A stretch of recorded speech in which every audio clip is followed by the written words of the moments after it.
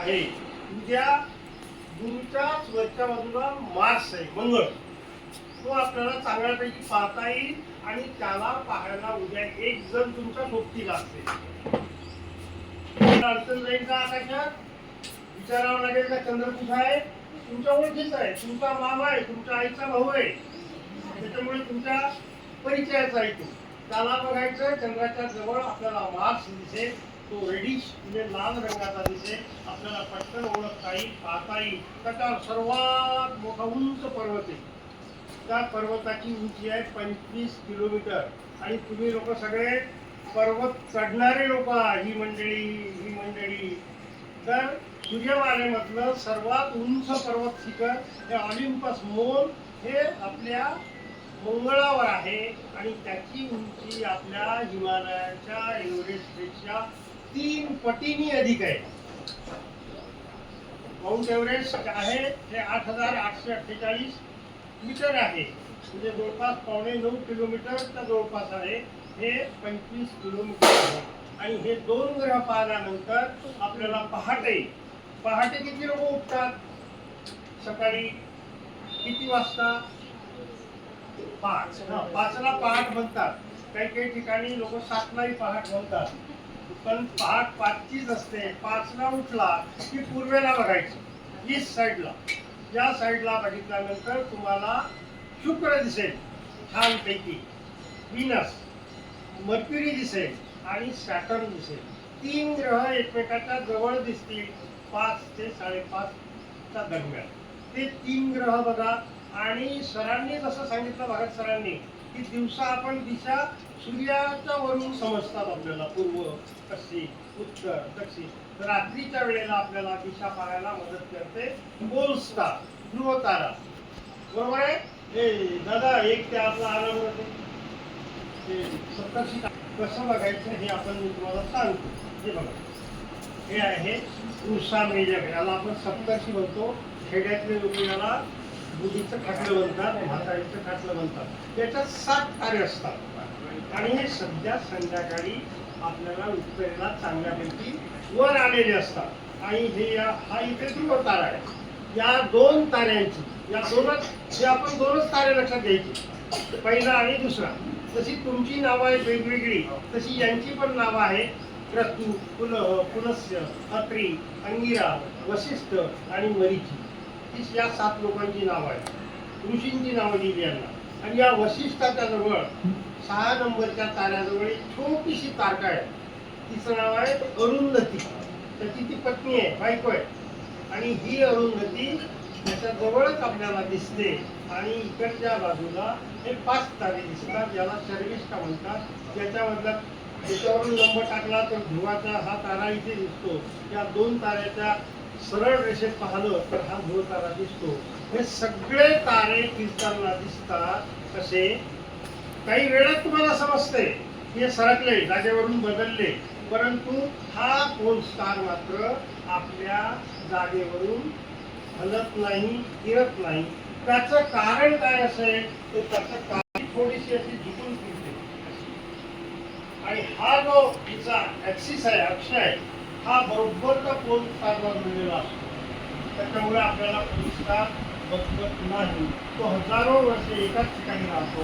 म्हणून आपल्याला pole star म्हणून रात्रीच्या वेळेला उत्तर, नॉर्थ साईड 16 दिशा दाखवलेल्या असतात. ही इकडची साऊथ, इकडची नॉर्थ, इकडची ईस्ट आणि वेस्ट, मध्ये काही दिशा दाखवलेल्या आहेत. प्रत्येक डिग्रीला दिशा बदलते. आणि ज्या ठिकाणी काही यानं पाठवल्या जातात, जहाजामध्ये, विमानामध्ये, या सगळ्या दिशांचा वापर आणि केला जातो. आणि अक्षवृत्त आणि रेखावृत्ताचा पण वापर केला जातो. पूर्वेकडून पश्चिमेकडे जाणारी रेषा, तुम्ही हात वर करा सगळे लोक. ही पहिली रांग, पहिली ओळ फक्त. हात खाली का बेटा?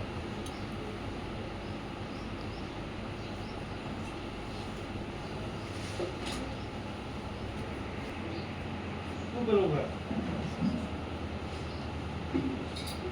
ही यांची दिशा कोणती आहे हो? ही कोणत्या बाजूला आहे?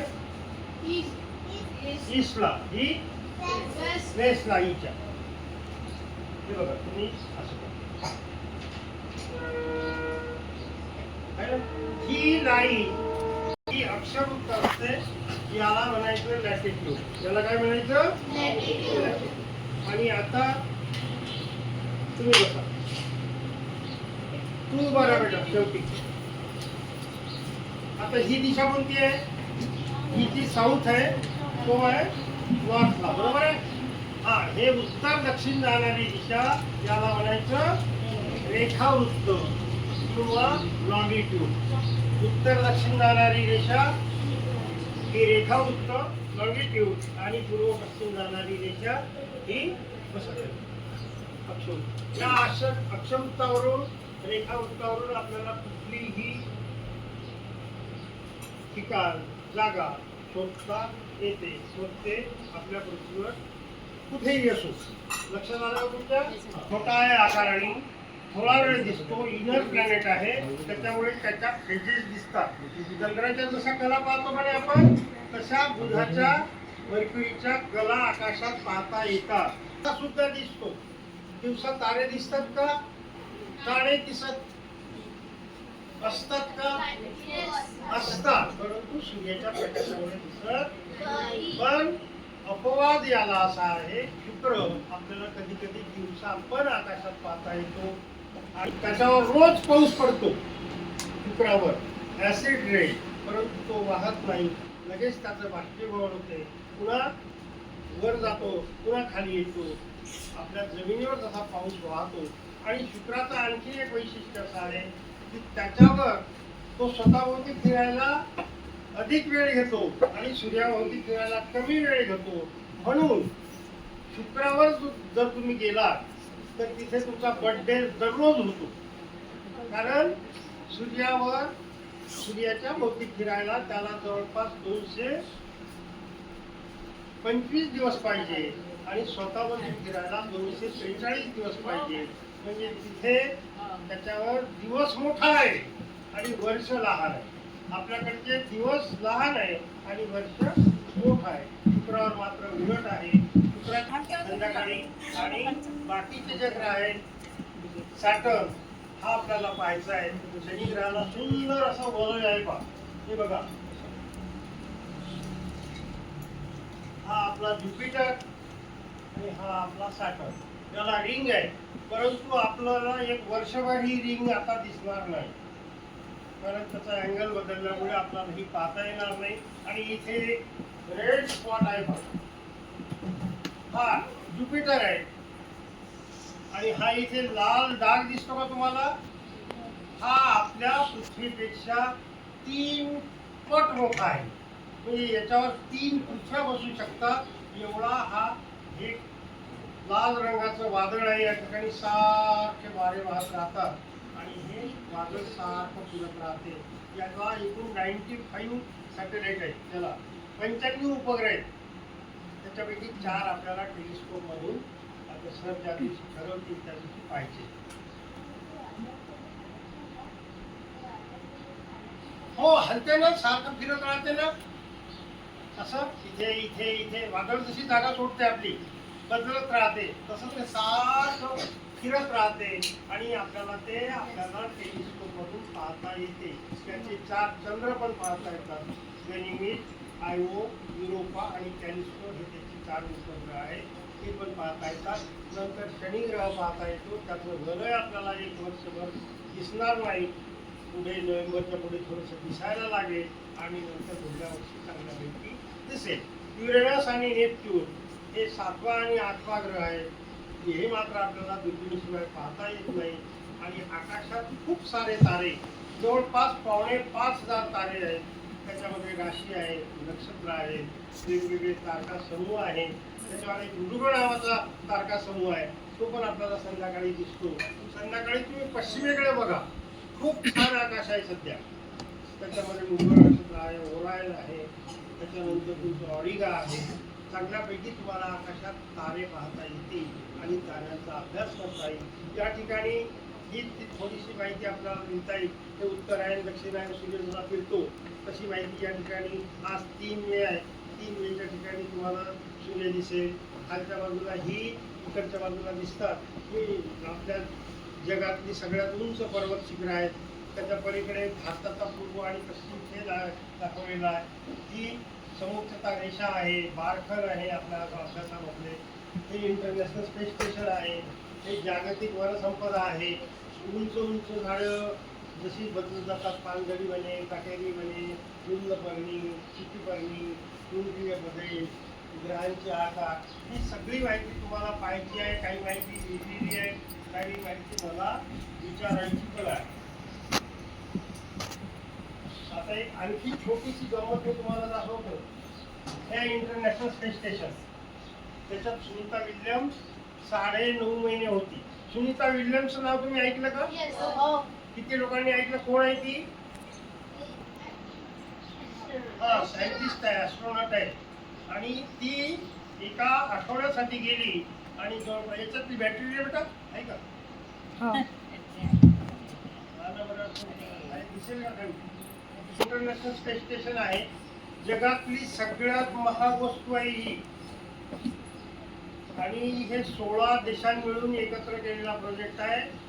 त्याच्यामध्ये America, Russia, Japan, Germany, Europe असे खूप सारे देश आहेत आणि त्यांनी हा प्रोजेक्ट बनवलेला आहे.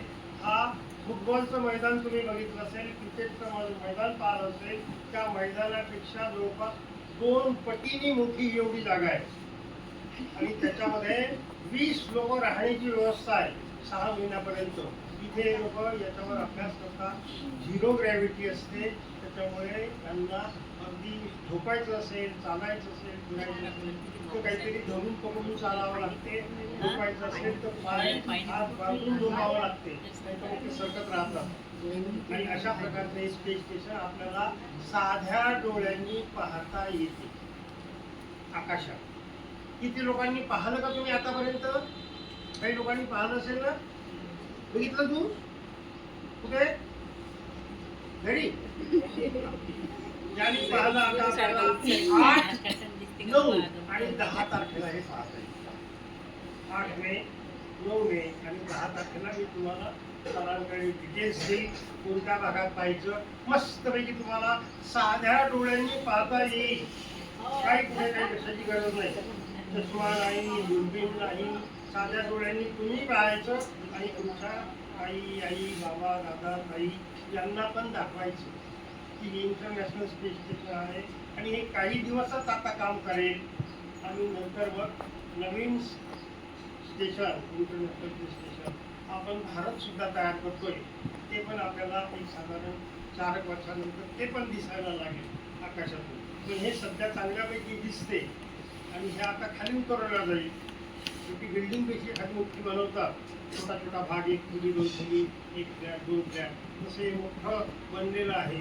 आणि इथे ते वैज्ञानिक, सायंटिस्ट, ॲस्ट्रॉनॉट इथे अभ्यास करतात, संशोधन करतात, आपल्यासाठी करतात. आणि म्हणून आपण ते पाहायलाच पाहिजे आणि त्यांना दाखवायला पण पाहिजे. तुमच्यापैकी काही लोक निश्चित चांगले सायंटिस्ट बनतील, आकाशात जातील, चंद्रावर जातील, मंगळावर जातील. तर त्याच्यासाठी आपण सध्या हे दिसते, चांगल्यापैकी दिसते, पाहायला हरकत नाही. जरूर पहा. त्याच्या तारखा मी तुम्हाला देईल. आणि ज्या या पृथ्वीवर हा आकाशाचा गोल होता, हा या आकाशाच्या ग्लोबवर तुम्हाला तारे, जसे आपली पृथ्वी फिरते तसा ग्लोब पण फिरतो. आणि याच्यावरून आपल्याला वेगवेगळे तारे, राशी माहिती आहे का तुम्हाला? तुम्हाला मुलांना बहुधा राशी माहीत नसते. तुमची राशी माहित आहे? कुणाला सांगतो? मेषची राशी आहे. मेष पासून सुरू होतात राशी. मेष, वृषभ, मिथुन, कर्क, सिंह, कन्या, तूळ, वृश्चिक, धनु, मकर, कुंभ आणि मीन. मीन ही शेवटची राशी आहे. आणि ही जी मंडळी आजची दिसेल, हे आकाशात जो हा पट्टा आहे राशीचक्राचा, त्याला आयनिक वृत्त, इक्लिप्टिक्स म्हणतात. आणि त्यावरच हे सगळे ग्रह, चंद्र आणि सूर्य फिरतो. सूर्य 1 महिना एका राशीत राहतो. आपली आता 14 तारखेला सूर्य आपली राशी बदलेल, गुरु पण राशी बदलेल. जेवढं अंतर अधिक ग्रहाचं आणि सूर्याचं, तेवढा त्याला अधिक वेळ लागतो. गुरुला 12 वर्ष पाहिजे एका राशी तुम्ही पूर्ण राशी बदलायला. आणि शनी ग्रहाला 29.5 वर्ष पाहिजे. सध्या शनी ग्रह हा मीन राशीत आहे आणि गुरु वृषभ राशीत आहे. ते आपल्याला चांगला टीव्ही पाहता येईल. हा बॅटरी अनलिमिटेड सर्व आहे का पण हा हे स्पेसिफिकेशन आपण 2 मिनिटासाठी तुमच्यासाठी चालू करून बघू. आकाशात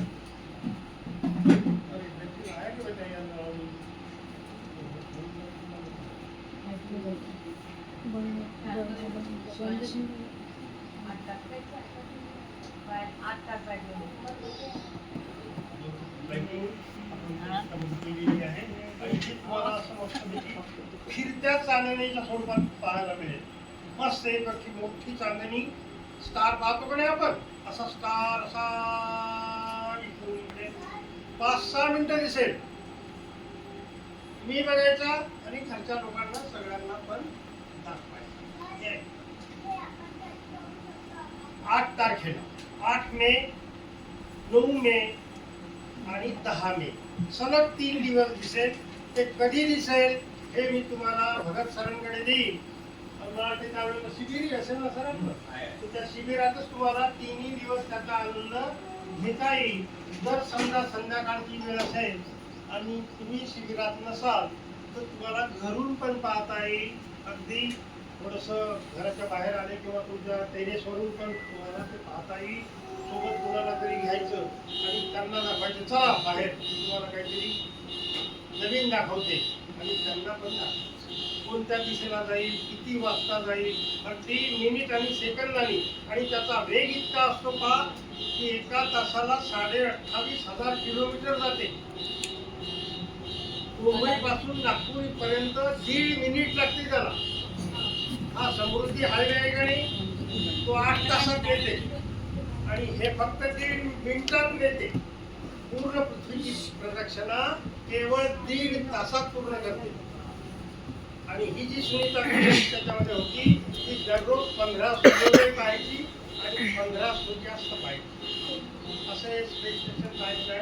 आणि ते बाकीचा आनंद घ्यायचा आहे. तुम्हाला नकाशे दिसतील, नकाशावरची माहिती दिसेल आणि पण हे ग्रहांवर प्रत्येक ग्रहांवर वजन किती असेल, ग्रहांचे आकार कसे कसे असतील, खूप सारी माहिती तुम्हाला पहिले पाहून घ्या. काही शंका असतील, अडचणी असतील त्या तुम्ही विचारा. पृथ्वी कशी दिसते, चंद्र कसा फिरतो, आपल्याला ते जाणवत का नाही, आपल्या विश्वामध्ये आपली आकाशगंगा आहे, प्रत्येक आकाशगंगा आहे. PSLV आपल्या भारताकडे आहे, इस्रोकडे GSLV आहे. ग्रहणं कशी लागतात, चंद्राची, सूर्याची, काही तुटताना दिसतात. तारे तुटताना बघितले का आकाशात? तुम्ही मला वाटते रात्री जास्त अभ्यास करता, ट्युशन करता. काही बाकी तारे काय तुटले, काय कोणते ग्रह कोणीकडे गेले, काही घेणं देणं नाही. बघितलं का तू? हा, आता तुम्हाला 4-5 उद्या, परवा आणि 13 3 दिवस आकाशातून तारे तुटताना दिसते. पहाटेला 5 नंतर इकडे बघायचं पूर्वेला. इच्छा असेल, आवड असेल तर शहरातून कमी दिसतील, पण तुम्ही जर शहराच्या बाहेर गेलात तर तुम्हाला चांगल्यापैकी तारे तुटताना दिसतील. तारे म्हणजे तारे तुटत नाही, छोट्या मोठ्या काही वस्तू पण असतात, त्या पृथ्वीच्या जवळ येतात आणि गुरुत्वाकर्षणामध्ये ओढल्या जातात आणि वेगवेगळ्या रंगात आपल्याला ते लाल, निळ्या, पिवळ्या, हिरव्या रंगात ते पाहायला मिळते. त्याला आपण तारा तुटला म्हणतो. तारा तुटत नाही, त्या उलटा असतात, वस्तू पण असतात, वातावरणात येतात, दर्शनामुळे पेटतात आणि आपल्याला ते हातावर हात घातले की गरम वाटते का नाही, तसे ते घर्षणामुळे पेटतात आणि आपल्याला ते प्रकाशताना दिसतात. 4-5-6 तारखेला तुम्ही पाहू शकता. आणि हा फिरताना बेटा, पृथ्वी फिरताना सगळंच काही फिरते. म्हणजे झाडं, घरं, बिल्डिंग, आपण, आपला आजूबाजूचा परिसर, ढग, हे सगळंच काही तिच्या बरोबर फिरते. त्याच्यामुळे आपल्याला जाणवत नाही. जसं आपण एखाद्या रेल्वेत बसलो, बसमध्ये बसलो की झाडं जाताना मागे जाताना दिसतात का? झाडं आपली जागा बदलतात का? नाही. बसलेला आपण असतो, फिरतो आपण, परंतु आपल्याला झाडं, बाकीची काही वस्तू मागे पुढे सरकताना दिसतात. तशाच प्रकारे आपली पृथ्वी आपल्या सहित, वातावरणासहित पूर्ण परिसरासहित फिरते, त्याच्यामुळे आपल्याला जाणवत नाही. आणि पृथ्वीचा आकार हा खूप मोठा आहे. 40,075 किलोमीटर एवढा तिचा परिघ आहे. 12,750 किलोमीटर व्यास आहे. अशा प्रकारची ही माहिती आपण तुमच्यापर्यंत दिली, चांगल्यापैकी ऐकली. आता ती प्रत्यक्ष पाहायची पण आहे तुम्हाला. आणि ही जी माहिती तुम्हाला सांगितली, तुम्ही काही टप्प्यांनी, काही मुंबईतून फिरायचं, काही मुंबई तिकडून फिरतील, आणि तिकडच्या बाजूला आपल्या जगाचा नकाशा आहे, महाराष्ट्राचा नकाशा आहे, आणि त्याच्यावर वेगवेगळे कलर्स केलेले आहेत. हे कलर्स समुद्र सपाटीपासून आपण किती उंचीवर आहोत.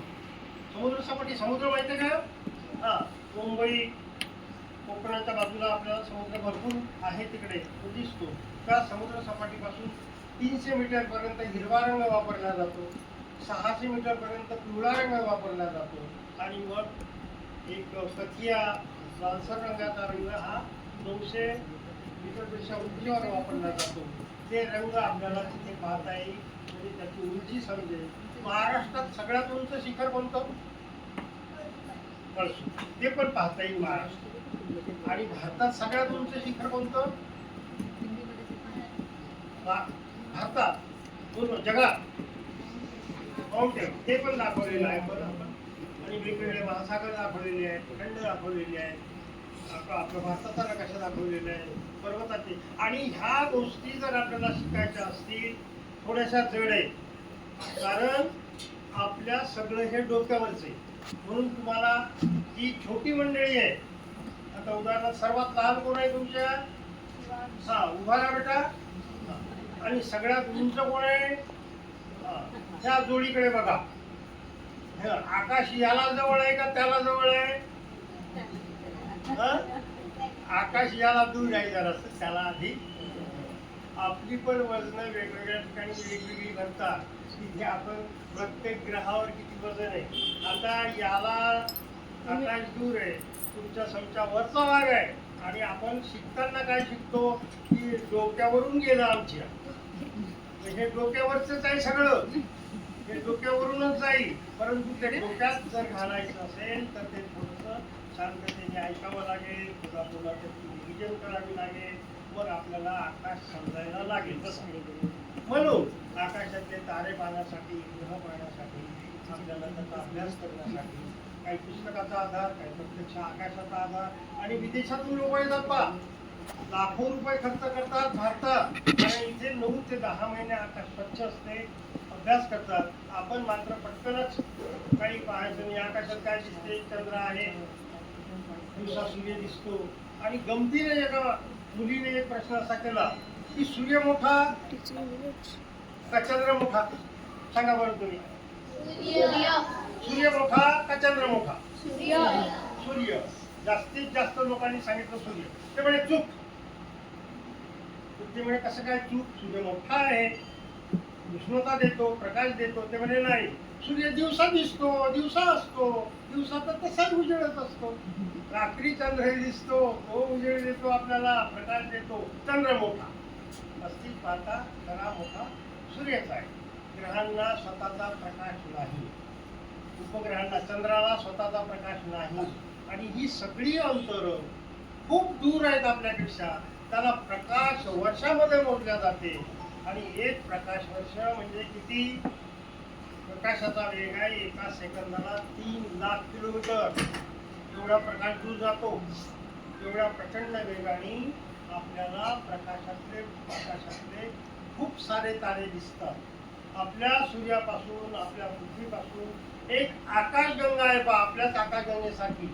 तिचं अंतर आहे 22 लाख प्रकाश वर्ष. डोक्यावरचा भाग आहे किती वर्ष? 22 लाख. म्हणजे तिचा प्रकाश पृथ्वीवर यायला 22 लाख वर्ष लागतात. इतकं ती दूर आहे. परंतु तरीही ती साध्या डोळ्यांनी दिसते. इतके आपले डोळे चांगले आहेत. निसर्गाने जी रचना केली, कानाची, नाकाची, डोळ्याची, ही सगळी व्यवस्थित. कोट्यावधी रुपयाचं शरीर आहे तुमचं. तुम्ही म्हणता माझ्याकडे काहीच नाही. आमचे शेजारी भरपूर आहे, परंतु खूप सारं आपल्याकडे आहे आणि याचा आपण जास्तीत जास्त फायदा घ्यायचा, अभ्यास करायचा, खूप मोठं व्हायचं आणि जास्तीत जास्त शिकायचं. काही अडचणी आल्या तुम्हाला त्या तुम्ही बघायच्या पाहायच्या आणि नंतर मग काही प्रश्न विचारायचे. ठीक आहे, आपण तुम्ही सगळे इथं आला सर, ही मंडळी सर आम्हाला नेहमी मदतीला असतात. अतिशय चांगलं काम आहे या सगळ्या लोकांचं आणि त्या चांगल्या कामामध्ये आपला जन्म आपल्या गावासाठी, आपल्या कुटुंबासाठी नाही, पृथ्वीसाठी तुमचा जन्म आहे. कारण ही संधी पुन्हा नाही. जेवढं जास्त शिकता येईल, चांगलं शिकता येईल, चांगले उपक्रम शिकता येतील तेवढे शिका. आणि भगत सरांच्या या अजिंक्य फिटनेस क्लबच्या माध्यमातून या झेक अंतर्गत तुम्हाला खूप साऱ्या ॲक्टिव्हिटीज ज्या कधी तुम्ही पाहिल्या नाही, ऐकल्या नाही, त्या पण तुम्हाला शिकता येतील, पाहता येतील, अनुभवता येतील आणि त्याचाही आनंद आपल्याला घ्यायचा आहे. तो जीवनामध्ये निश्चित तुमच्या फायद्याचा ठरेल. ठीक आहे, आपण सगळ्यांनी शांततेने हे सगळं बघायचं आणि तुम्ही तर काही प्रश्न विचारायचे असतील तर विचारा. आता काही अडचणी असतील तेवढं विचारा. चंद्रयान, चंद्र, सूर्य, आदित्य जंगल, चंद्रयान 4ची तयारी चालू आहे. असं खूप सारं विज्ञान पुढे पुढे जाते आणि त्या विज्ञानाबरोबर आपल्याला साधायचं आणि सगळ्यांना पुढे राहायचं. ठीक आहे, सगळ्यांना तुम्हाला उन्हाळ्याच्या शुभेच्छा देतो. उन्हाळ्यात कमी फिरा आणि आकाशात खूप फिरा. रात्रीचा काही ऊन लागत नाही, सूर्य नसतो आणि आपल्याला खूप सारे तारे दिसतात, ग्रह दिसतात आणि सगळे तुमच्यासाठी जमिनीवर येतात. तारे जमिनीवर त्यांना तुम्ही बघा, आपल्या जवळ करा आणि त्याचा अभ्यास